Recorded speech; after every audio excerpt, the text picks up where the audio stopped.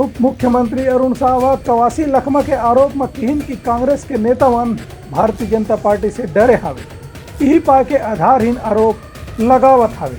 कांग्रेस डहरले भाजपा पर लगाए गए आचार संहिता के उल्लंघन के आरोप में उप मुख्यमंत्री अरुण साहब जवाब दी हैं कि कांग्रेस के नेतामन अभी काफी घबराए हुए हैं और मल्ला लोकसभा चुनाव में फिर भारी पराजय के डर लगत है।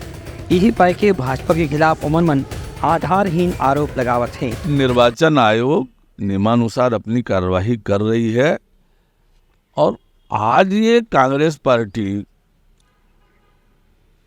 डरी हुई है, घबराई हुई है। शिकायत करने के, आरोप लगाने के अलावा इनके पास कोई काम नहीं है। उप मुख्यमंत्री अरुण साहब के कहना रही से कि पार्टी नियम के अनुसार काम करत है। अपन प्रचार अभियान में भी हर प्रकार से आचार संहिता के पालन करत है।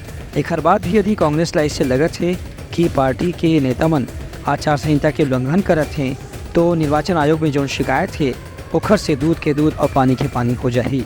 ब्यूरो रिपोर्ट उल्लंघन न्यूज़।